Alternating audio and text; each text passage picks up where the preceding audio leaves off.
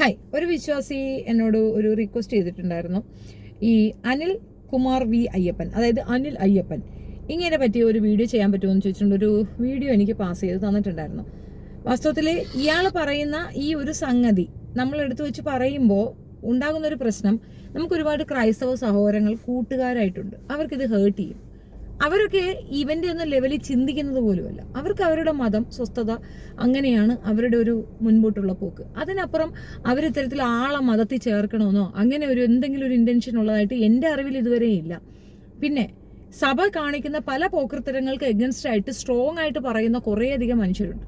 അതേപോലെ മടഞ്ചാടികൾ എന്നിവർ അവകാശപ്പെടുന്ന കുറേ പേര് യുക്തിവാദികളായിട്ടും ഉണ്ട്. അപ്പോൾ അവർക്കൊക്കെ ഇത് ഹേർട്ട് ചെയ്യുമെന്നുള്ളതുകൊണ്ടാണ് ഞാൻ മിണ്ടാതിരിക്കുന്നത്. പക്ഷേ അനിൽ അയ്യപ്പൻ പറഞ്ഞ പല കാര്യങ്ങൾക്ക് എഗൻസ്റ്റ് ആയിട്ട് ക്ലബ് ഹൗസ് ഞാൻ നല്ലപോലെ ഡിബേറ്റ് ചെയ്തിട്ടുണ്ട്. പുള്ളി ഞങ്ങളുടെ ഒന്നും ക്ലബ്ബിൽ വരാറ് പോലും ഓടി രക്ഷപ്പെടും, ഓടി തള്ളുകയാണ് ചെയ്യുന്നത്.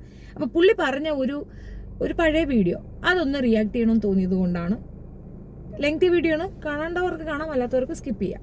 ആരംഭം മുതലേ സംസാരിക്കാനുണ്ടായിരുന്നെങ്കിൽ, പ്രതികരിച്ചിരുന്നെങ്കിൽ ഇസ്ലാമിന്റെ അവസ്ഥ എന്താകുമായിരിക്കും ആലോചിച്ച് നോക്കുക. അതിനെ ഫോളോ ചെയ്യാൻ ആരും ഉണ്ടാകുമായിരുന്നില്ല. അതിന്റെ അനുയായികൾക്ക് തന്നെ അപകർഷ തോന്നുമായിരുന്നു. ഇങ്ങനെ ഒരു വൃത്തികെട്ടവനെയാണോ ഞാൻ ഫോളോ ചെയ്യുന്നതെന്ന് സ്വയം ചിന്തിക്കുമായിരുന്നു. പക്ഷെ അങ്ങനെ ആ വിധത്തിൽ അതിനെ എക്സ്പോസ് ചെയ്യാൻ ക്രൈസ്തവരിൽ പിന്നെ ഒരു തുടർച്ചയില്ലാതെ പോയി. അതാണ് നമ്മൾ ഇന്നിപ്പോൾ അനുഭവിക്കുന്ന ഈ ബുദ്ധിമുട്ടിനൊക്കെ കാരണം. ക്രിസ്ത്യാനികൾ ഇസ്ലാമിനെ കുറിച്ച് അറിഞ്ഞിരിക്കേണ്ട പരമപ്രധാനമായ ഒരു കാര്യമുണ്ട്. ഈ ഇസ്ലാം എന്ന് പറയുന്ന മതം ഇത് കേവലം ഒരു മതമല്ല, അല്ലെങ്കിൽ ഒരു പൊളിറ്റിക്കൽ ഐഡിയോളജി മാത്രമല്ല. ഇത് കൃത്യമായിട്ട് ക്രിസ്ത്യാനിറ്റിക്കെതിരെ, ദൈവമക്കൾക്കെതിരെ പിശാച് ഉണ്ടാക്കിയെടുത്ത ഒരു സാധനമാണ്. ക്രിസ്ത്യാനിറ്റിയെ തകർക്കുക എന്നുള്ള ലക്ഷ്യത്തോടു കൂടെ തന്നെ പിശാച് ഉണ്ടാക്കിയെടുത്തതാണ്. നമുക്കറിയാം, കർത്താവായ യേശു ക്രിസ്തു സ്വന്തം രക്തത്താൽ സമ്പാദിച്ച സഭയെ നശിപ്പിക്കുവാൻ വേണ്ടി പിശാച് 1-ാം നൂറ്റാണ്ട് മുതലേ ശ്രമിക്കുന്നുണ്ട്. സഭ ഉണ്ടായി വന്ന സമയത്ത് യെരുശലേമിൽ വെച്ച് തന്നെ യഹൂദന്മാരെ ഉപയോഗിച്ച് തകർക്കാൻ ശ്രമിച്ചു. അത് സാധിച്ചില്ല. പിന്നെ യെരുശലേമിൽ നിന്ന് സഭ പുറത്തേക്ക് വന്നു. യെരുശലേമിലും യഹൂദയിലും ഒക്കെ അവിടെ നിന്ന് കേട്ട് പിന്നെ ശമരിയിലേക്ക് വന്നു. ശമരിയ പിന്നെ 10-ാം അധ്യായം അപ്പോസ്തല പ്രവൃത്തി 10 കൊർന്നേലിയോസിന്റെ അവിടേക്ക് വരുന്നു. പിന്നെ സഭ പുറത്തേക്കാണ്. അപ്പം അങ്ങനെ വന്നു കഴിഞ്ഞപ്പോൾ ഈ യെരുശലേമിലുള്ള കുറച്ച് പേരെ ഉപദ്രവിച്ചുകൊണ്ട് സഭ നശിപ്പിക്കാൻ പറ്റില്ല എന്നാണ് മനസ്സിലായി. പിന്നെ ആ പിശാച് ചെയ്തത് പാഷാണ്ഡ ഉപദേശകരെ എഴുന്നേൽപ്പിക്കുകയാണ്. സഭയ്ക്കുള്ളിൽ നിന്ന് തന്നെ പല പാഷാണ്ഡ ഉപദേശകരെ എഴുന്നേൽപ്പിച്ചു. 1-ാം നൂറ്റാണ്ടിൽ തന്നെ അതുണ്ടായിരുന്നു. അപ്പോസ്തലന്മാരുടെ പല ലേഖനങ്ങളും അങ്ങനെയുള്ള പാഷാണ്ഡ ഉപദേശത്തിനെതിരെയുള്ളതാണ്. ഇത് കുറേ ഉണ്ട്, വലിയൊരു ലെങ്തി വീഡിയോ ആണ്. അതുകൊണ്ട് പ്രദേശങ്ങളല്ല ക്രിസ്ത്യൻ രാജ്യങ്ങളായിരുന്നു. അതൊക്കെ ക്രിസ്ത്യാനികൾ ഭൂരിപക്ഷം രാജ്യങ്ങൾ എന്ന് പറയാൻ പറ്റില്ല. ചെറിയ ചെറിയ പട്ടണങ്ങൾ, ഇങ്ങനെ ഗ്രാമങ്ങളൊക്കെ ആയിട്ടാണ് അവിടെ അധിവാസം ഉണ്ടായിരുന്നത്. അല്ലാതെ ഇന്ന് കാണുന്നത് പോലത്തെയുള്ള രാജ്യങ്ങളൊന്നും അന്നുണ്ടായിരുന്നില്ല.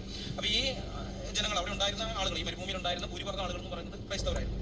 അതുപോലെ ഇറാഖിലേക്ക് വന്നു കഴിഞ്ഞാൽ പത്രോസ് അപ്പോസ്തലനൊക്കെ പ്രവർത്തിച്ച ഏരിയയാണ്. അവിടെ ഇറാഖ് മുഴുവൻ കൽദയ ക്രൈസ്തവരുണ്ടായിരുന്നു. സിറിയയിലേക്ക് വന്നു കഴിഞ്ഞാൽ സിറിയ, ഡമാസ്കസിൽ പൗലോസ് അപ്പോസ്തലൻ ക്രിസ്ത്യാനികൾ അന്വേഷിച്ച് പോകുന്നത്, പിടിച്ചുകൊണ്ടുവരാൻ വേണ്ടി പോകുന്നത് ഡമാസ്കസിലേക്കാണ്. സിറിയയിൽ അത് ക്രിസ്ത്യാനികളുടെ രാജ്യമായിരുന്നു സിറിയ. അതുപോലെ തന്നെ ഈജിപ്റ്റ് കോപ്റ്റി ക്രിസ്ത്യാനികളുടെ രാജ്യമായിരുന്നു. പല സഭാപിതാക്കന്മാരും ഈജിപ്തിലെ അലക്സാന്ദ്രിയയിൽ നിന്നുള്ളവരാണ്.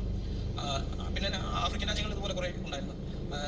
നമ്മൾ നോക്കിയാൽ ആ ചുറ്റുമാണ്, ആ പ്രദേശങ്ങളിൽ. പിന്നെ തുർക്കിയൊക്കെ പിന്നീടാണ് പോകുന്നത്. അതിന് മുമ്പ് സ്പെയിൻ 300 വർഷം വരെ കഴിഞ്ഞിരുന്നു. അപ്പോൾ ഈ ആക്രമണങ്ങൾ എപ്പോഴും ഈ ക്രിസ്ത്യൻ രാജ്യങ്ങൾക്ക് നേരെയാണ് കൂടുതലും വന്നത്. പിന്നെ വന്നിരിക്കുന്നത് ക്രിസ്ത്യൻ രാജ്യങ്ങൾക്ക് എഗൻസ്റ്റ് ആയിട്ട് മുസ്ലിങ്ങൾ ആക്രമണം അഴിച്ചുവിട്ടു എന്ന് പറഞ്ഞുകൊണ്ട് കുറെ ചരിത്രബോധങ്ങളൊക്കെ പറഞ്ഞ് പഠിപ്പിച്ച് പറയുന്നതാണ്. ഞാനിത് പറയുന്നതാണ്, ഈ വൈദിക മതങ്ങൾ എല്ലാം ഇങ്ങനെ തന്നെയാണ്. ഏത് മതത്തിലാണ് അങ്ങനെ അല്ലാതെ ഉള്ളത്? നമുക്ക് അശോക ചക്രവർത്തിയെ തൊട്ട് തുടങ്ങാം. അക്ബർ ആയാലും അശോകനായിരുന്നാലും ഈ ചക്രവർത്തിമാരെന്ന് പറയുമ്പോൾ തന്നെ അത് റിലേറ്റ് ചെയ്യുന്നത് ഈ ചോളൻ, പാണ്ഡൻ, അങ്ങനെ കുറേ പേരുണ്ടല്ലോ. പാണ്ഡ്യ, ചോള, ചേര സാമ്രാജ്യം. ഈ സാമ്രാജ്യം വെട്ടിപ്പിടിക്കുക എന്നുള്ളത് പണ്ടത്തെ ഒരു പരിപാടിയാണ്. അത് പണ്ടത്തെ എന്നല്ല, മനുഷ്യനുണ്ടായ കാലം തൊട്ടുള്ളതാണ്. ആർക്ക് കയ്യൂ കൊണ്ടോ അവൻ വെട്ടിപ്പിടിക്കുന്നു, എന്നിട്ട് അവൻ രാജാവാകുന്നില്ല. ദൈവം രാജാവിനെ ഇങ്ങോട്ട് പറഞ്ഞു വിടുന്നതൊന്നുമല്ലല്ലോ. കൂട്ടത്തിലുള്ളവൻ, കാര്യപ്രാപ്തിയുള്ളവൻ കയറി വലിയ രാജാവാകുന്നു. സംസാരിക്കാനും പറയാനും ഒക്കെ താൻ്റെ ആർജവവും ഉള്ളവൻ നേതാവാകുന്നു എന്നൊരു ടേം. അത്രയേ ഉള്ളൂ. വൈദിക മതങ്ങളിലെല്ലാം തന്നെ ഇതൊക്കെ തന്നെയാണ് എഴുതി വെച്ചിട്ടുള്ളത്. എല്ലാ ഗ്രന്ഥങ്ങളിലും ഇതുണ്ട്. ഹൈന്ദവ മതത്തിലും അതേ സെയിം സാധനം ഇത് തന്നെയാണ്. ഋഗ്വേദങ്ങളിൽ എഴുതി വെച്ചിരിക്കുന്നത് അന്യമതസ്ഥർ എന്ന് അവരുദ്ദേശിക്കുന്ന, അവർ ഈ 5-ാം നൂറ്റാണ്ടിൽ ഇവിടെ ബ്രാഹ്മൺസ് വരുന്നിടം വരെ അവർക്ക് അങ്ങനെയൊന്നുമില്ലായിരുന്നു. അവരെല്ലാവരും ആ പണ്ട് കാലഘട്ടത്തിലുള്ള ആ ഒരു സംഗതി തന്നെയാണ്. ഗോത്രീയതയും കാര്യങ്ങളും ഒക്കെ ആയിട്ട് മുന്നോട്ട് പോകുന്നവരായിരുന്നു. 5-ാം നൂറ്റാണ്ടിൽ ബ്രാഹ്മണന്മാർ വന്നപ്പോഴത്തേക്ക് അവർ പിന്നെ കുറേ വേദങ്ങളും സുനാഫിക്കേഷനും ഒക്കെ എഴുതി ഉണ്ടാക്കി. എന്നിട്ട് അതിൽ അവരങ്ങോട്ട് അങ്ങ് ഉറച്ചു നിന്നിട്ട് ഞങ്ങളാണ് ദൈവത്തിനേക്കാൾ ദൈവാധീനമാണ് ഞങ്ങൾ, അതായത് ദൈവത്തിനേക്കാൾ അതീതരാണ് ബ്രാഹ്മൺസ് എന്ന് അവർ സ്വയം പ്രഖ്യാപിക്കുന്നു. അത് മറ്റുള്ളവരെ കൊണ്ട് പറഞ്ഞ് മനസ്സിലാക്കിക്കുന്നു, അവരെ അടിച്ച് ഏൽപ്പിക്കുന്നു. മന്ത്രം, അങ്ങനെയുള്ള ഈ പഠനങ്ങളെല്ലാം തന്നെ അവർക്ക് മാത്രം അവകാശപ്പെട്ടതാണെന്ന് അങ്ങോട്ട് ഉറപ്പിക്കുന്നു. ആൻഡ് ദെൻ സംഭവിക്കുന്നത് എന്താണെന്ന് നമുക്കറിയാമല്ലോ. എല്ലാവരും ബ്രാഹ്മണരെ തൊഴണം, അവർക്ക് വേണ്ടി ജീവിക്കണം, അവരെ ശുശ്രൂഷിക്കണം എന്ന ടേമിലേക്ക് വരുന്നു. അപ്പോൾ അത് ഹൈന്ദവ മതത്തിൻ്റെ ഇതാണ്. ഇസ്ലാമിക നിയമങ്ങളുടെ മറ്റൊരു വേർഷൻ തന്നെയാണ് ഇവരുടെ അടുത്തുമുള്ളത്. അതേപോലെ ജൂതന്മാരുടെ കയ്യിലുമുള്ളത്. അതിൽ നിന്ന് ഫോമായി തന്നെയാണ് ഇങ്ങോട്ട് വന്നിട്ടുമുള്ളത്. അപ്പോൾ ഇതിൻ്റെയൊക്കെ ഒരു ചരിത്ര പശ്ചാത്തലം മനസ്സിലാക്കുന്നവർക്ക് ഞാൻ പറയുന്നത് പിടികിട്ടും. അല്ലാതെ ഒരു ഡിബേറ്റിൽ അതിൽ നിന്ന് കോപ്പി പേസ്റ്റ് എന്നൊക്കെ പറഞ്ഞു തന്നാൽ എല്ലാം കൂടെ അടിക്കാൻ വരും. അതുകൊണ്ട് അവർക്ക് ബുദ്ധിമുട്ടാകുന്ന രീതിയിലൊന്നും പറയാൻ ഞാൻ ആഗ്രഹിക്കുന്നില്ല. പക്ഷെ ഇത് ഈ വൈദിക മതങ്ങളൊക്കെ തന്നെ ഇങ്ങനെ തന്നെയാണ്. അപ്പം ഈ അനിൽ അയ്യപ്പൻ ഇത് പറഞ്ഞ് പ്രസ്താവിക്കാൻ ശ്രമിക്കുന്നത് എന്തെന്ന് പറഞ്ഞു കഴിഞ്ഞാൽ ഏറ്റവും കൂടുതൽ ക്രിസ്ത്യൻസിന് എഗൻസ്റ്റ് ആയിട്ട് നിൽക്കുന്നത് മുസ്ലിംസ് ആണ് എന്ന് വരുത്തി തീർക്കലാണ് പുള്ളി നടത്തുന്നത്. എൻ്റെ ഒരു സംശയമാണ്, എനിക്ക് തോന്നിയൊരു സംശയം, ഇപ്പൊ ജൂതന്മാരുമായിട്ടാണ് ഇവരുടെ ഏറ്റവും വലിയ ശത്രുത. ജൂതമത വിശ്വാസികളിൽ നിന്നാണ് ഇവർ ക്രൈസ്തവരുണ്ടാകുന്നത്. അത് ജൂതന്മാരോടുള്ള വൈരാഗ്യം. അപ്പം ജൂതന്മാർ ഇപ്പോഴും സുന്നത്ത് കല്യാണം അങ്ങനെയുള്ളതൊക്കെ അവരും ചെയ്യുന്നുണ്ട്. അപ്പം അതിൽ നിന്നാണ് ക്രൈസ്തവരുണ്ടാകുന്നത്. അതിൽ നിന്നുണ്ടായി വന്നവരാണ് എന്നൊരു ബോധം ഉണ്ടെങ്കിൽ അവരുമായിട്ട് അടികൂടാൻ നിൽക്കുമോ? ഇല്ല. ഇവരുടെ ഇപ്പോഴത്തെ എക്കാലത്തെ ശത്രുക്കൾ ജൂതന്മാരാണ്. ഇവർക്ക് മുസ്ലിങ്ങൾ മാത്രമാണ് ശത്രുക്കൾ എന്നാണ് അനിൽ അയ്യപ്പനും ഇപ്പോഴുള്ള കുറെ യുക്തിവാദികളും കണ്ടുപിടിച്ചു വെച്ചിരിക്കുന്നത്. കുയുക്തിവാദികളാണ്, യഥാർത്ഥ യുക്തിവാദികളല്ല. അപ്പം അവർ കണ്ടുപിടിച്ചു വെച്ചിരിക്കുന്നത് അങ്ങനെയാണ്. അപ്പോഴും എൻ്റെ ചോദ്യം, നിങ്ങൾക്ക് ജൂതന്മാരല്ലേ ശത്രുക്കള്? ജൂതന്മാരുമായിട്ട് അവർക്ക് തല്ലാണ്, ജൂതന്മാരെ തല്ലിക്കൊല്ലുക എന്നുള്ള ഒരൊറ്റ ഇതിലാണ് ഹിറ്റ്ലർ ഉണ്ടായിരുന്നത്. അങ്ങനെ കുറെ കഥകൾ നമുക്കറിയാം, ചരിത്രം എടുത്തു നോക്കിയാൽ. ഈ പറയുന്ന ജൂതന്മാരെ നിങ്ങൾ വെറുക്കുകയും അകറ്റി നിർത്തുകയും ചെയ്ത് നിങ്ങളുണ്ടായി. നിങ്ങളിൽ നിന്നാണ് ഈ പറയുന്ന ഇസ്ലാമിയരുണ്ടായതെന്നാണ് കൺസെപ്റ്റ്, അല്ലെങ്കിൽ നിങ്ങൾ പറഞ്ഞു ഫലിപ്പിക്കുന്നതാണ്. ശരി, ഞാനും അത് അങ്ങോട്ട് അംഗീകരിക്കുന്നു. അങ്ങനെയാണെങ്കിൽ ഒരു ചോദ്യം, നിങ്ങൾ മാത്രമാണ് ശത്രുക്കളെങ്കിൽ ജൂതന്മാരുമായിട്ട് ഇസ്ലാമിയർക്കുള്ള പ്രശ്നം എന്താണെന്നൊന്ന് വ്യക്തമാക്കാമോ? ജൂതന്മാരും ഇസ്ലാമിയരും തമ്മിലുള്ള ആ പ്രശ്നത്തിൽ നിങ്ങൾക്ക് എന്താണ് കാര്യമെന്നൊന്ന് വ്യക്തമാക്കാമോ? നിങ്ങൾ അപ്പൊ ആർക്കൊപ്പം നിൽക്കണം? അപ്പൊ നിങ്ങൾക്ക് രണ്ടുപേര് ശത്രുക്കളാണ്, ജൂതന്മാരും ശത്രുക്കളാണ്, മുസ്ലിംസും ശത്രുക്കളാണ്. നിങ്ങൾ എന്തുകൊണ്ടാണ് അപ്പോഴും ജൂതന്മാർക്കൊപ്പം നിൽക്കുന്നത്? ബേസിക്കലി നിങ്ങളുടെ ഏറ്റവും വലിയ ശത്രു എന്ന് പറയുന്നത് ജൂതന്മാരാണ്. പക്ഷെ എന്തുകൊണ്ട് അവർക്കൊപ്പം നിൽക്കുന്നത്? സാത്താൻ സേവകർക്കൊപ്പവും നിങ്ങൾ നിൽക്കും. അവരും ക്രൈസ്തവരാണെന്നുള്ള ആ ഒരു ഇതാണ് നിങ്ങൾക്കുള്ളത്. എന്താണ് നിങ്ങൾക്ക് മുസ്ലിംസിനോട് ഇത്ര ശത്രുത? റീസൺ ഞാൻ പറഞ്ഞുതരാം. എനിക്ക് മനസ്സിലായ ഒരു കാര്യം, അനിൽ അയ്യപ്പനും ഇതേപോലെ കുറെ പട്ടിക്കാട് സേനകള് ക്ലബ് ഹൗസിൽ കിടന്ന് തകർക്കുന്നുണ്ട്. ഇവർ സഭ എന്ന രീതിയിൽ നടത്തിക്കൊണ്ട് പോകുന്ന ഒരു വ്യഭിചാര കോട്ടയുണ്ട്. അത് തകർക്കപ്പെടാൻ സാധ്യതയുള്ളത് ഇപ്പുറത്ത് നിൽക്കുന്ന ഇസ്ലാം കമ്മ്യൂണിറ്റിയുടെ ആ സ്ട്രെങ്ത് ആണ്. അതിലേക്ക് ഒരുപാട് പേര് അട്രാക്ട് ചെയ്യപ്പെടുന്നുണ്ട്. അവർ ഈ മതത്തിനെ ഉള്ള മൂല്യം അത് കൃത്യമായ ആളുകളിലേക്ക് എത്തിക്കുന്നുണ്ട്. അതെങ്ങനെ എത്തിക്കണം എന്ന് വെച്ചാൽ ഇവരെ പോലെ പ്രഭാഷണം നടത്തിയും ഘോര പ്രസംഗങ്ങൾ നടത്തിയുമല്ല, പ്രവൃത്തികളിൽ കൂടെ ഇസ്ലാമിയത എത്തിക്കുന്നുണ്ട്. അവരുടെ സാഹോദര്യാണ് മെയിൻ സംഗതി. അതൊരു എക്സാമ്പിൾ കുറച്ചുകൂടെ ലോക്കൽ ഭാഷയിൽ പറഞ്ഞാൽ, മനസ്സിലാകുന്ന ഭാഷയിൽ പറഞ്ഞാൽ, നമ്മളുടെ കൂട്ടത്തിൽ ഒരു പയ്യൻ വിദേശത്തോ എവിടെയെങ്കിലും പോയി രക്ഷപ്പെട്ടു, അല്ലെങ്കിൽ പോട്ടെ നമ്മളൊരു കച്ചവടം നടത്തി നമ്മൾ രക്ഷപ്പെട്ടു. അവൻ നടത്തിയിരിക്കുന്ന ഒരു കച്ചവടമായിരിക്കാം, അത് സക്സസ് ആയി. അത് അവൻ മാത്രം കഴിക്കില്ല, അവന്റെ മുഴുവൻ സഹോദരങ്ങളെയും അവൻ അതിലേക്ക് കൊണ്ടുവരും. അവൻ അതിന്റെ വിദ്യ പറഞ്ഞു കൊടുക്കും, കൃത്യമായി മനസ്സിലാക്കി കൊടുത്ത് അവനെ അതിൽ രക്ഷപ്പെടുത്താൻ അവർ മാക്സിമം ശ്രമിക്കും. കൂട്ടത്തിൽ ഒരുത്തൻ വയ്യാതെ കിടക്കുകയാണ്, ഒരുത്തൻ പട്ടിണിയാണെങ്കിൽ മറ്റുള്ളവരെല്ലാവരോട് ചേർന്ന് കഴിക്കുന്ന പരിപാടിയില്ല, അവർക്ക് നോക്കും. എന്നാൽ ഈ ഒറ്റപ്പെട്ട് കിടക്കുന്ന, അല്ല ഒന്നുമില്ലാതെ കിടക്കുന്ന അവൻ ഇവരെക്കാൾ കൂടുതൽ കഴിക്കുന്ന രീതിയിൽ ഇവരെല്ലാം കൊണ്ട് ചേർക്കുകയും ചെയ്യും. അപ്പൊ അത് അങ്ങനെ എനിക്ക് എക്സ്പ്ലെയിൻ ചെയ്യാൻ അറിയുള്ളൂ. അതാണ് ഞാൻ പറഞ്ഞത്, ഇസ്ലാം മതം എന്താണെന്ന് തെളിയിക്കാൻ അതിലുള്ള മനുഷ്യർ തന്നെ ധാരാളമാണ്. അവരാ മതബോധം ഖുർആനികമായി അല്ലെങ്കിൽ അതിന്റെ ഹദീസുകൾ ഇതൊന്നും അല്ല എടുത്തു വെച്ച് പറയുക. ഏറ്റവും കൂടുതൽ ശത്രുക്കൾ ഉള്ളത് കൊണ്ട് തന്നെ ഈ ഇസ്ലാം മതം നല്ല ഫലഭൂയിഷ്ടമായ ഒരു മാവാണ്. അതിൽ അത്രയും മാമ്പഴമുണ്ട്. അത് കാണുമ്പോൾ ഉണ്ടാകുന്ന കുശുമ്പിലാണ് ഈ കല്ലെറിയുന്നത്. അത് തിന്നാനുള്ള ആർത്തി കൊണ്ടും കല്ലെറിയും. അത് രണ്ടുകൊണ്ടായാലും കല്ലേറ് കിട്ടുന്നത് ഇസ്ലാം മതത്തിനാണെന്ന് ചുരുക്കം. അപ്പൊ ഈ മതത്തിനെ അഡ്രസ്സ് ചെയ്യാൻ അനിൽ അയ്യപ്പനുള്ള റീസൺ ആണിത്.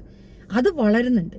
അതിന് അവർക്ക് പ്രഭാഷണങ്ങൾ നടത്തണ്ട, നിങ്ങൾ ഇങ്ങോട്ട് വരൂ എന്ന് പറയണ്ട. ഇങ്ങനൊരു നരേഷൻ ഇതിലേക്ക് കൊണ്ടുവന്നത് തന്നെ ഈഴവ കമ്മ്യൂണിറ്റിയിലുള്ള ഈ പശുനക്കിത്തലേനെ പോലുള്ള കുറെ ഫ്രോഡുകളാണ്. അവർക്ക് അതിന് ഫണ്ടിങ് ഉണ്ട്. അത് കിട്ടിയത് കൊണ്ട് തന്നെയാണ് അവർ അത്തരത്തിൽ ഒരു കളി കളിച്ചിട്ടുള്ളത്. ഈ അനിൽ അയ്യപ്പൻ പറയുന്ന ചില കാര്യങ്ങൾ, ഇപ്പൊ ഈ പറയുന്ന പിന്നെ ഇസ്ലാമിയർ പ്രശ്നമാണ്, കുഴപ്പമാണ് എന്നൊക്കെ പറയുമ്പോൾ ഞാൻ അനിൽ അയ്യപ്പനോട് ഒരു ചോദ്യം ചോദിക്കുന്നതാണ്. ഇതിനകത്തുള്ള കുറെ അധികം 24 ഒരു മിനിറ്റ് ഒന്ന് കേൾക്കാം. ബാക്കി ഉള്ളത് ഇന്ത്യയെ ഒഴിച്ചു നിർത്തിയാൽ പിന്നെ നമ്മൾ കാണുന്നത് ഇസ്ലാമിന്റെ ആക്രമണം എപ്പോഴും ക്രൈസ്തവർക്ക് നേരെ തന്നെയാണ്. ജെറുസലേമിന് നേരെ, അതൊക്കെ അന്ന് ഈ ഇന്നത്തെ ഇസ്രായേൽ പ്രദേശമൊക്കെ ക്രൈസ്തവരുടെ കയ്യിലിരിക്കുകയാണ്. അപ്പോൾ ഈ ഇതിന് നേരെ ആക്രമണം വന്ന് തുറമുഖമായ ആക്രമണത്തിലൂടെ ക്രിസ്ത്യാനികളെ കുറേ കൊന്നുമുടിച്ചു, കുറേ പേരെ നിർബന്ധിച്ച് മതം മാറ്റി, കുറേ പേരെ പലായനം ചെയ്യിപ്പിച്ചു, അവിടെ നിന്ന് ഓടിപ്പിച്ച് കളഞ്ഞു. അപ്പോൾ ഇതൊക്കെ അവർ ചെയ്യുന്നത്, ഈ മതം ഇതിന്റെ പുറകിലുള്ളത് പിശാചാണ്. പിശാചിന്റെ ലക്ഷ്യം എന്ന് പറയുന്നത് ക്രിസ്തുവിന്റെ സഭയെ തകർക്കുക എന്നുള്ളതാണ്. തകർക്കാൻ വേണ്ടി പല വഴിയാവും നോക്കി, നടക്കുന്നില്ല എന്ന് കണ്ടപ്പോഴാണ് ഇങ്ങനെ ഒരു കാര്യം ഇത് രണ്ടും കൂടി കൂട്ടിച്ചേർത്തിട്ട് കൊണ്ടുവന്നത്. ഇനി ഇവർക്ക് അധികാരം കിട്ടിക്കഴിഞ്ഞപ്പോൾ അവരെന്താണ് ചെയ്തിരുന്നുള്ള കാര്യം നമ്മൾ ചരിത്രത്തിൽ കാണുന്നുണ്ട്. ഈ ഖുറാനിലേക്ക് നോക്കി തന്നെ നമ്മൾ കാണാം. 63:8 സൂറ 63:8 അവർ പറയുന്നു, ഞങ്ങൾ മദീനയിലേക്ക് മടങ്ങി ചെന്നാൽ കൂടുതൽ പ്രതാപമുള്ളവർ നിന്ദ്യരായുള്ളവരെ പുറത്താക്കുക തന്നെ ചെയ്യുമെന്ന്.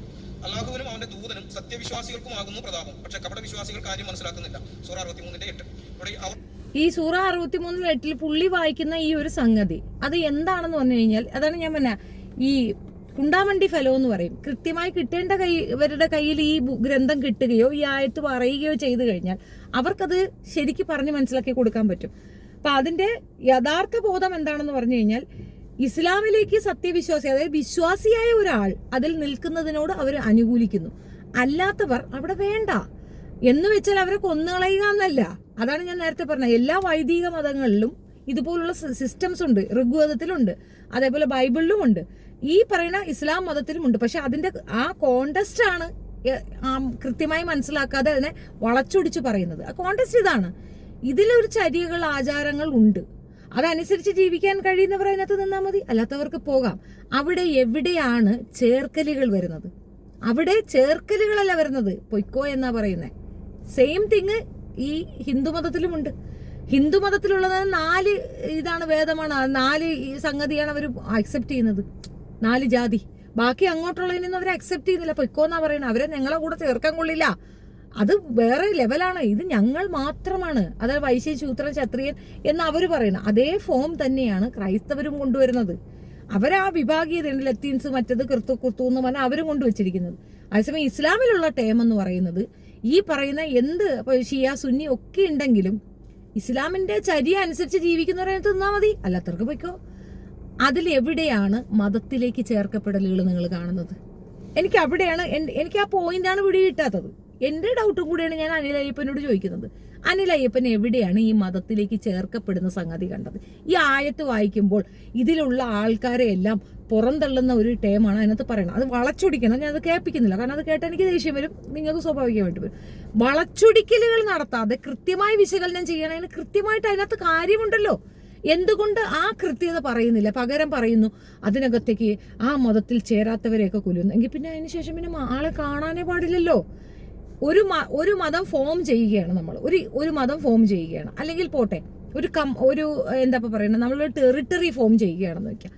ആ ഫോം ചെയ്യുന്നത് അവിടെ ബലപ്പെടുത്താനുള്ള ശ്രമങ്ങൾ അവർ നടത്തും. ഇത് മുന്നോട്ട് കൊണ്ടുപോകണം, അത് ബലപ്പെടണം എന്നതിന് നടത്തും. എന്നതിനപ്പുറം ലോകത്തുള്ള എല്ലാവരെയും കൊന്നിട്ട് നമ്മൾ നിലനിൽക്കണമെന്നാണെങ്കിൽ ഇന്ന് ഇസ്ലാം മതമല്ലേ ഇവിടെ ഉണ്ടാവൂ, മറ്റു മതങ്ങൾ ഉണ്ടാവില്ലല്ലോ.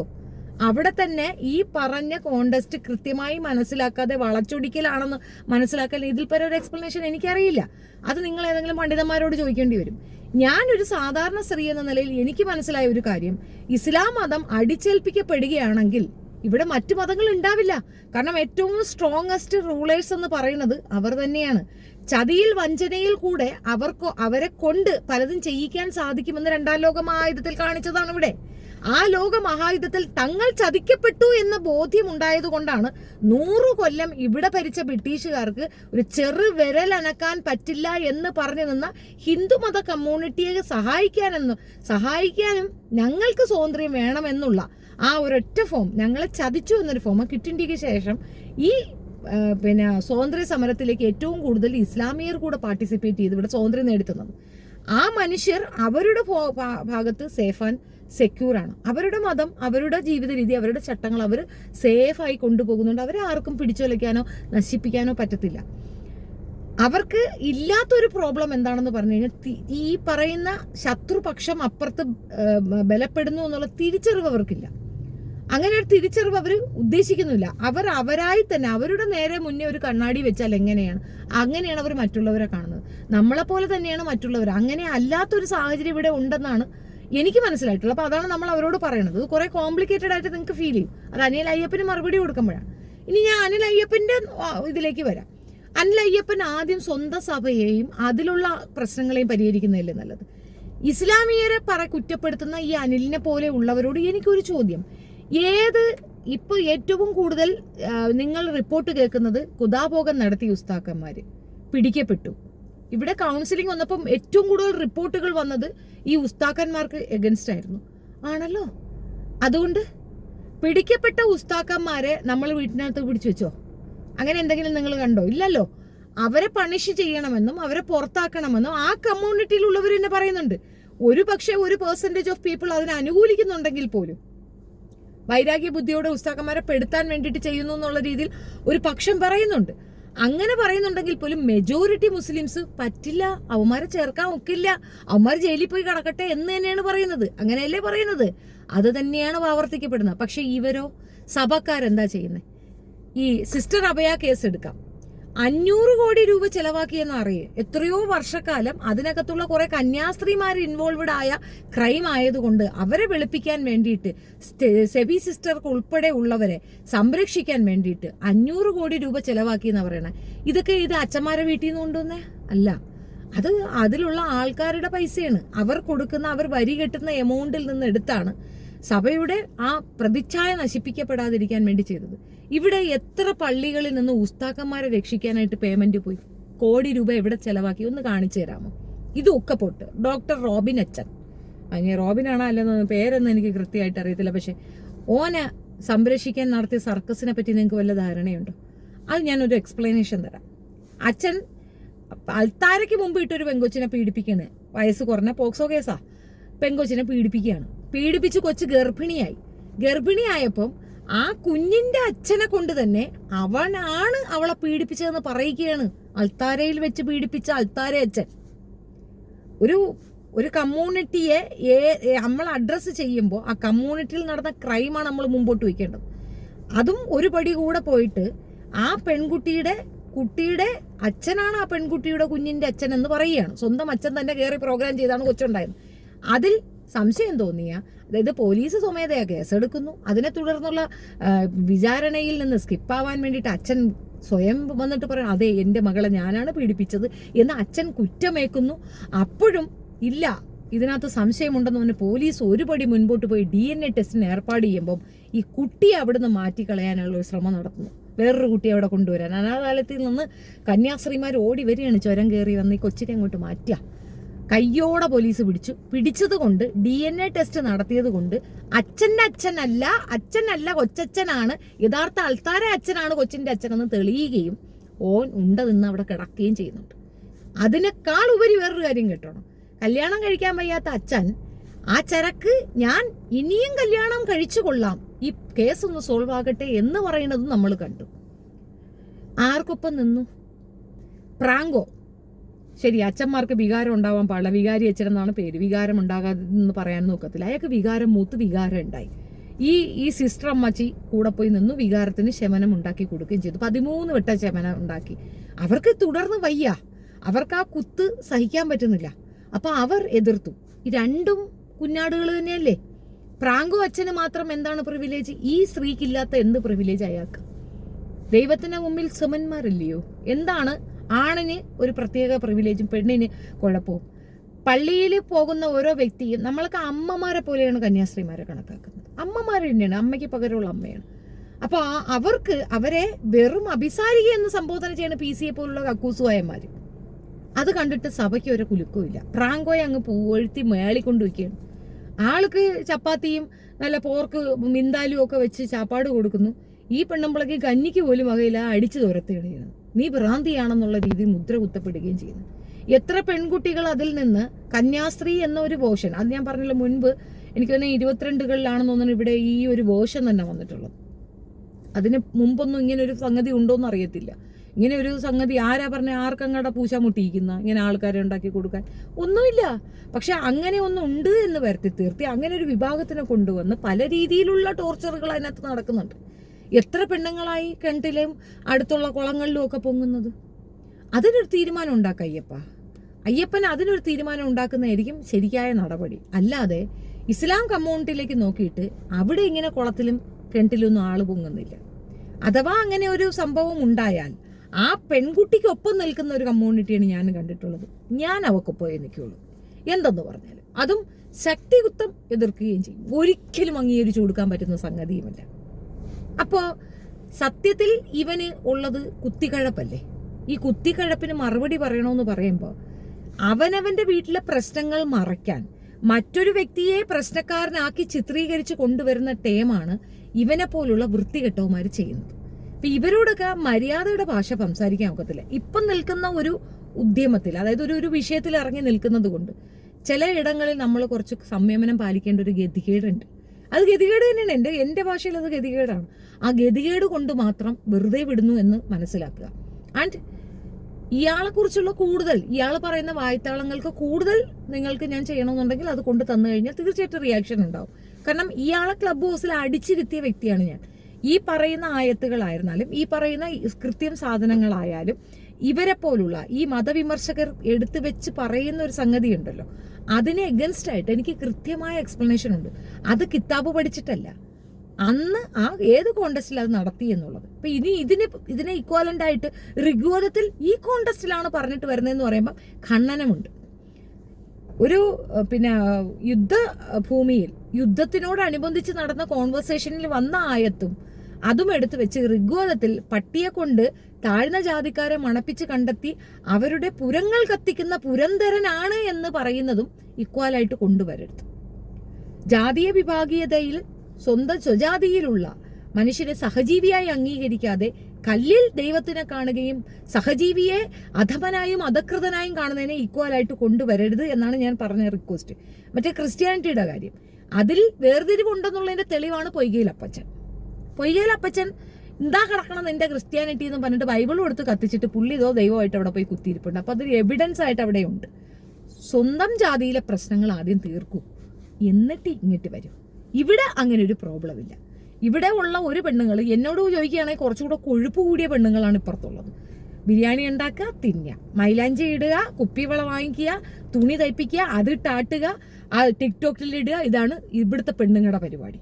ഇവിടെയുള്ള പെണ്ണുങ്ങൾക്ക് അതാണ് പരിപാടി. അപ്പുറത്ത് അങ്ങനെയല്ല. മിണ്ടാൻ പോലും പയ്യാത്ത മടങ്ങളിൽ പെട്ടുകിടക്കുന്ന ഒരു വിഭാഗം ആദ്യം അതിനൊരു പോംവഴി ഉണ്ടാക്കും. ഇപ്പുറത്തുള്ള പെൺകുട്ടികൾക്ക് കുഴപ്പമില്ല. 2 കുട്ടികളെയും കൊണ്ട് ട്രെയിനിന്റെ മുമ്പിൽ ചാകേണ്ടി വന്നത് സ്വന്തം വീട്ടിലുള്ള പീഡനം കൊണ്ടാണ്.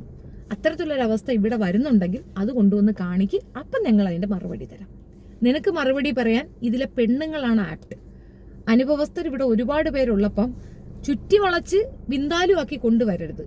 തിരിച്ച് നെറ്റിയടി തരൂ എന്നുള്ളത് തർക്കമേ വേണ്ട. ഞാനിത് ഇത്രയും മൈൽഡായിട്ട് പറഞ്ഞതിന്റെ കാര്യം, ഇതുപോലെ ഒരുപാട് കഥകൾ സഭയെ ബേസ് ചെയ്ത് പറയാനുണ്ട്. സഭയെ തൊട്ട് കഴിഞ്ഞാൽ പ്രശ്നം, ഉടനെ പിടിച്ച് ജയിലിൽ ഇടുന്ന ഒരു പരിപാടി ഇവർക്കുണ്ട്. അത്തരത്തിലുള്ള ഭയപ്പെടുത്തലുകളും ഹറാം പറപ്പൊന്നും ഇവിടെ എടുക്കില്ല എന്നുള്ളത് കൊണ്ടാണ് ഞാൻ ധൈര്യമായിട്ട് അതിനെപ്പറ്റി പറയുന്നത്. രണ്ടാമത്തെ കാര്യം, അനിൽ അയ്യപ്പന്മാരെ പോലുള്ളവർ പറയുന്നത് കേട്ടിട്ട് നിങ്ങൾക്ക് ഫീലിംഗ് ഉണ്ടാകേണ്ട കാര്യമില്ല. അതവരുടെ സ്ട്രാറ്റജിയാണ്. ഇപ്പൊ റീസെന്റ് ആയിട്ട് നടക്കുന്ന ഒരു വിഷയം എന്താന്ന് പറഞ്ഞു കഴിഞ്ഞാൽ, ഈ നമ്മളുടെ ചിലർക്ക് എഴുത്തുകൾ ഭയങ്കര ഇഷ്ടമാണ്. അതൊരു നീണ്ട ഇതായി പോകുന്നതുകൊണ്ട് പറയുന്നതാണ്, ചുരുക്കി പറയാം. ചിലർക്ക് എഴുത്തുകൾ ഇഷ്ടമാണ്. എന്തിനാണെന്നറിയാമോ? ഒരു പ്രായം കഴിഞ്ഞ് നമുക്ക് പലതും മറന്നു പോകും. അത് ഓർമ്മിക്കാൻ വേണ്ടിയാണ് പലരും ഡയറി കുറിപ്പുകൾ എഴുതുന്നത്.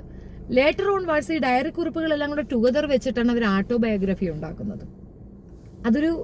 ഒരിക്കലും അങ്ങനെ ഒരെണ്ണം ഉണ്ടാക്കണം എന്ന ചിന്തയിലായിരിക്കില്ല ആരും എഴുതി വെക്കുക. ഞാനൊക്കെ എഴുതുന്നതിന്റെ റീസൺ എനിക്ക് അങ്ങനെ ഒരു പുസ്തക പ്രകാശനമല്ല. എൻ്റെ ഉദ്ദേശ ലക്ഷ്യം അന്നത്തെ സമയത്ത് അത് മറന്നു പോയിട്ടുണ്ടെങ്കിൽ റീകളക്ട് ചെയ്യാൻ ഈസി നമ്മുടെ ഡയറികൾ തന്നെയായിരിക്കും. അതൊരു ഇഷ്ടം കൊണ്ട് ചെയ്യുന്നത്. അതേപോലെ തന്നെയാണ് ചില വീഡിയോസും.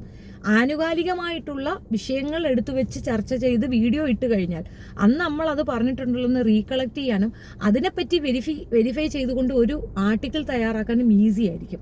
അങ്ങനെയുള്ളവർ ചെയ്യുന്ന വീഡിയോസ് ഉണ്ട്. ചിലർ സമയം കൊല്ലാൻ ചെയ്യുന്നവരുമുണ്ട്. ചിലർ അതൊരു ഇൻകം സോഴ്സ് ആയിട്ട് ചെയ്യും. ഇത് ഏത് തന്നെ ചെയ്താലും എല്ലാത്തിലും ഒരു എത്തിക്സ് കീപ്പ് ചെയ്യും. കളവുകൾ പ്രചരിപ്പിക്കുന്നവർക്ക് ഈ എത്തിക്സ് ഇല്ല. അവർക്ക് ഒരൊറ്റ ഇന്റൻഷനേ ഉള്ളൂ, പണം. ആ പണം നിങ്ങൾ കൊടുക്കാന്ന് പറഞ്ഞാൽ അവന്മാര് കുനിഞ്ഞു നിന്നിട്ട് അവരുടെ സാധനം പറിച്ച് നമ്മുടെ കയ്യിൽ തരും. കാശ് കിട്ടണം, അത്രേ ഉള്ളൂ. അങ്ങനെയുള്ള കാറ്റഗറികളോട് മറുപടിക്ക് പോലും പോകരുത് എന്നുള്ളതാണ് എൻ്റെ ഒരു റിക്വസ്റ്റ്. അപ്പം ഇതിനകത്ത് ചിലപ്പം ചില ആയത്തോ സൂറയോ ഒക്കെ എടുത്തു വെച്ച് ഞാൻ കൃത്യം പറഞ്ഞില്ല, അതിനകത്ത് എന്തെങ്കിലും പെശകുണ്ടെന്നുള്ളൊരു കമൻസ് ഒക്കെ വരാൻ സാധ്യതയുണ്ട്. കാരണം എല്ലാവർക്കും ഇഷ്ടപ്പെട്ടു എന്നും വരില്ല. അതിനകത്ത് എനിക്കൊരു എക്സ്പ്ലനേഷൻ ഉള്ളതെന്ന് പറഞ്ഞു കഴിഞ്ഞാൽ, ഞാൻ പഠിച്ച മതത്തിൽ ഈമാൻ കാര്യങ്ങളും ഇസ്ലാം കാര്യങ്ങളും നിസ്കാരവും ഖുർആൻ ഓതലുമാണ് പഠിപ്പിച്ചത്. അനാവശ്യമായിട്ടുള്ള ഒരു കാര്യത്തിലേക്കും ശ്രദ്ധ തിരിക്കാനുള്ള ഒരു അവസരം ഞങ്ങളുടെ കുടുംബത്തിൽ നിന്നുണ്ടായിട്ടില്ല. എനിക്ക് സ്വാതന്ത്ര്യക്കുറവോ പീഡനമോ അടിച്ചമർത്തലുകളോ ഉണ്ടായാൽ മാത്രമല്ലേ ഞാൻ പുസ്തകം എടുത്തു വെച്ചിട്ട് ഇവിടെ എവിടെയാണ് ഏതായത്തിലാണ് എനിക്ക് പീഡനം ഉണ്ടാകാൻ കാരണമായ ആയത്ത് എന്ന് ചോദിക്കേണ്ട ഒരു ഗതികേട് വന്നിട്ടുള്ളൂ. എൻ്റെ കുടുംബത്തിൽ അങ്ങനെ ഒരു അവസരം ഉണ്ടായിട്ടില്ല. വീട്ടിലെ പെൺകുട്ടികൾക്കാണ് ആൺകുഞ്ഞുങ്ങളെക്കാൾ എഡ്യൂക്കേഷൻ, സ്വാതന്ത്ര്യം. ഞങ്ങൾക്കാണ് തീരുമാനമെടുക്കാനുള്ള സ്വാതന്ത്ര്യം ആണുങ്ങളെക്കാൾ എന്ന് വേണം. വീട്ടിൽ ആണുങ്ങൾ ചിലപ്പം പരാതിക്ക് വരും. അപ്പം അത്രയും സ്ട്രോങ് ആയ, അത്രയും ഇൻഡിപെൻഡൻ്റ് ആയ സ്ത്രീകൾക്ക് വേണ്ടിയിട്ടുള്ള ഒരു മതമാണത്. അതിൽ ചില പണ്ഡിത ശിരോമണികൾ അവരുടെ കാര്യലാഭത്തിന് വേണ്ടിയിട്ട് അത് ചവിട്ടിപ്പിടിക്കുന്നുണ്ടെങ്കിൽ അതിൽ മതത്തിനെ കൂട്ടുകലർത്തരുത്. നവോത്ഥാന നായകൻ എന്ന നിലയിൽ ആദ്യം ലോകം അറിഞ്ഞതും മുഹമ്മദ് നബിയെ കുറിച്ച് തന്നെയാണ്. മുഹമ്മദ് നബിയാണ് ആദ്യത്തെ നവോത്ഥാന നായകൻ. ആ നവോത്ഥാനം കൊണ്ടുവരേണ്ട ഗതികേടിൽ ക്രൈസ്തവ മതം ഉണ്ടായിരുന്നു എന്നുള്ളത് കൊണ്ടാണ് മറ്റൊരു മതം രൂപാന്തരമായിട്ട് വന്നത്. ഇപ്പോഴും മേരി റോയിയെ പോലുള്ള ഒരു സ്ത്രീ വേണ്ടി വന്നു ക്രൈസ്തവ മതത്തിൽ പെണ്ണുങ്ങൾക്ക് ഈക്വലായിട്ട് സ്വത്ത് കിട്ടാൻ. അപ്പോൾ അതിനകത്ത് കുറവുകളുണ്ട് എന്നുള്ളൊരു തെളിവാണ് മേരി റോയി സുപ്രീം കോടതി വരെ പോയി ആ സാധനം കൊണ്ടുവന്നത്. അതിനെ അട്ടിമറിക്കാൻ നിയമസഭയിൽ പോലും പോരാട്ടങ്ങൾ നടത്തിയവർ മെജോറിറ്റിയും അതിലുള്ള ആണുങ്ങൾ തന്നെയാണ്. ഓസി പുണ്യാളൻ ഉൾപ്പെടെ അതിനകത്തുണ്ടായിരുന്ന ആൾക്കാർ. അപ്പോൾ അതിൽ പ്രശ്നമുള്ളത് നിങ്ങൾക്കാണ്. ഇപ്പുറത്ത് അങ്ങനെ ഒരു പ്രോബ്ലം ഇല്ല. ഉണ്ടെങ്കിൽ സോൾവ് ചെയ്യാൻ ആളുണ്ട്. അത് വളച്ചൊടിച്ചു കൊണ്ടുവരുന്നത് ഇപ്പം പല പെൺകുട്ടികൾക്കും വീട്ടിൽ അരയും കുറേയും തുണി ഇട്ടുകൊണ്ട് പുറത്തിറങ്ങാൻ പറ്റാത്തൊരു സാഹചര്യമുണ്ട്. അത് അവരുടെ ഒരു കഷ്ടമാണ്. ഒരു പെണ്ണ് ഏറ്റവും കൂടുതൽ മൂല്യം കൽപ്പിക്കുന്ന അവളുടെ ശരീരത്തിനാണ്. പെണ്ണ് അങ്ങനെ തന്നെയാണ്. പെണ്ണിന്റെ മൈൻഡ് സെറ്റ് അതാണ്. അത് നമ്മുടെ സാമൂഹ്യ വ്യവസ്ഥ അതായതുകൊണ്ടാണ്. അത് തുറന്നു കാണിക്കണമോ, ഞാനൊരു സെക്സ് ടോൾ ആണ് എന്ന് കാണിക്കണമെന്ന് ആഗ്രഹമുള്ളവർ തുറന്നു കാണിക്കും. ഞാൻ അതിനുള്ളതല്ല, എനിക്കൊരു വ്യക്തിത്വം ഉണ്ടെന്നുള്ളവർ ആ അച്ചടക്കത്തിലിരിക്കും. ഒരു ചെറിയ പോർഷനിൽ പോലും മറ്റൊരാൾ നമ്മളെ കണ്ട് ആസ്വദിക്കരുത് എന്നുള്ളത് നമ്മുടെ മൈൻഡ് സെറ്റാണ്. അത് ആസ്വാദനം കൊടുക്കുന്നതെന്നല്ല, നമ്മുടെ വ്യക്തിത്വം അവിടെ ചോദ്യം ചെയ്യപ്പെടുകയാണ്. നമ്മൾ അതിന് മാത്രമുള്ള ഒരു പൊരുളായിട്ട് അവർക്ക് തോന്നുന്ന അളവിൽ നമ്മൾ നിന്നു കൊടുക്കരുത് എന്നുള്ളതാണ്. ഒരാൾ നമ്മളോട് സംസാരിക്കുമ്പോൾ നമ്മുടെ ശ്രദ്ധ നമ്മുടെ കണ്ണുകളിൽ, നമ്മുടെ പറയുന്ന വാക്കുകളിലുമായിരിക്കണം, നമ്മളുടെ മറ്റു ഭാഗങ്ങളിൽ ആകരുത് എന്നുള്ളത് വ്യക്തിത്വ ബോധമുള്ള ഒരു പെണ്ണിന്റെ നിലപാടാണ്. അങ്ങനെയുള്ളവർ ആ ഡ്രസ് കോഡ് ഉപയോഗിക്കാൻ മാക്സിമം ശ്രമിക്കും. അല്ലാത്തവർക്ക് മറ്റത് തോന്നും. അങ്ങനെയുള്ളവർ പൊയ്ക്കോട്ടെ, അതിന് മതത്തിനെ പറയരുത്. മതം അതിന് അങ്ങനെ ഒരു റെസ്ട്രിക്ഷനും വെച്ചിട്ടില്ല. നിങ്ങൾക്ക് ഇഷ്ടമുള്ളത് ചെയ്യുക, അത്രയേ ഉള്ളൂ. പിന്നെ നിന്നുകൊണ്ട് മതവാദം പറയരുത്. തന്തയെ എടാ കാമോനെന്ന് വിളിച്ചിട്ട് പിന്നെ തന്തയെന്ന് വിളിക്കാൻ പറയരുത്. വാപ്പായ വാപ്പാന്ന് തന്നെ വിളിക്കാം. ഉമ്മച്ചിയെ അങ്ങനെ തന്നെ. ഇവിടെ ഫ്ലവറി മോളെന്ന് വിളിച്ചിട്ട് പിന്നെ ഉമ്മച്ചിന്ന് വിളിക്കരുത്. അതൊരു ന്യായമുള്ള പരിപാടിയല്ല. ആ വ്യത്യാസമുണ്ട് ഇതിനകത്ത്. ഇത് ചിന്തിക്കുന്നവർക്ക് ദൃഷ്ടാന്തമുണ്ട് എന്ന് പറഞ്ഞുകൊണ്ട് ഞാൻ ഇതങ്ങ് അവസാനിപ്പിക്കുന്നു. കൂടുതൽ ഡീറ്റെയിലിംഗ് ആയിട്ട് മറ്റൊരു വീഡിയോ ചെയ്യുന്നതായിരിക്കും. ഇത് ലെങ്തി വീഡിയോ ആണ്, സോറി. ഇതിങ്ങനെ പറഞ്ഞ് തീർക്കാൻ പറ്റുള്ളൂ എന്നുള്ളത് കൊണ്ടാണ്. ഐ തിങ്ക് എന്നോടത് റിക്വസ്റ്റ് ചെയ്ത ആൾക്ക് കാര്യം മനസ്സിലായി കാണുമെന്ന് വിചാരിക്കുന്നു. ഇയാളുടെ കുറേയധികം ഡിബേറ്റ്സ്, ഇയാളും ഞാനുമായിട്ടൊക്കെ ഉള്ള കുറേയധികം ഡിബേറ്റ്സ് ക്ലബ് ഹൗസിൽ അവൈലബിൾ ആണ്. അതെടുത്ത് നോക്കിയാൽ പിന്നെ ഒരു പ്രശ്നമുണ്ട്, ഈ ചെവിയിൽ അത് വെച്ചേ കേൾക്കാൻ പറ്റൂ. കാരണം അങ്ങോട്ടും ഇങ്ങോട്ടും പൂര കൊടുക്കുന്ന സാധനങ്ങളാണ്. ഇവൻ്റെയൊക്കെ വർത്തമാനത്തിന് ജെന്യുവിനായ ആപ്റ്റായ വിശദീകരണങ്ങൾ കൊടുക്കുന്നതിന് പകരം ചെവി പൊളക്കുന്ന കണക്കുള്ള നല്ല സൂത്രണങ്ങൾ അങ്ങോട്ട് പറഞ്ഞു കൊടുക്കുന്നതാണ് എനിക്കിഷ്ടം. അതേ മനസ്സിലാവുള്ളൂ, അവർക്ക് ആ ഭാഷയെ മനസ്സിലാവുള്ളൂ. അതാണ്. അപ്പോൾ പിന്നെ നമുക്ക് തെറിത്താത്തേന്നും പെറുത്താത്തേന്നും ഒക്കെ പേരുകൾ വരും. അതും കൂടെ മനസ്സിലാക്കുക. നന്ദി. വീഡിയോ ഇഷ്ടപ്പെടുകയാണെങ്കിൽ ലൈക്ക് ചെയ്യണം, ഷെയർ ചെയ്യണം, നിങ്ങളുടെ അഭിപ്രായം കമൻറ്റിൽ രേഖപ്പെടുത്തണം. Because that is so important. എനിക്ക് അറിയണം നിങ്ങൾക്ക് എന്താണ് അഭിപ്രായം എന്നുള്ളത്. തെറി വിളിക്കുന്നവന്മാർക്ക് കുറച്ച് ദിവസത്തേക്ക് ഞാൻ നന്നാവാൻ തീരുമാനിച്ചിട്ടുണ്ട്. ഒരു മാസത്തേക്ക്, ഒരു 30 ദിവസം. അത് കഴിഞ്ഞാൽ പിന്നെ അതിനുള്ള മറുപടി 30 ദിവസം കഴിഞ്ഞിടും. അതുവരെ ഞാൻ മിണ്ടില്ല. ചിലപ്പോൾ ഒരു മൂഡ് വന്നാൽ അപ്പോൾ തന്നെ മറുപടി തരും. കൊണ്ടെഴുതി ഇടുന്നവൻ തള്ളക്ക് ചെവിയിൽ എന്തെങ്കിലും കൊണ്ട് വെച്ചു കൊടുക്കണം. അത് ഞാൻ തള്ളക്കെ വിളിക്കുകയുള്ളൂ. Thank you so much.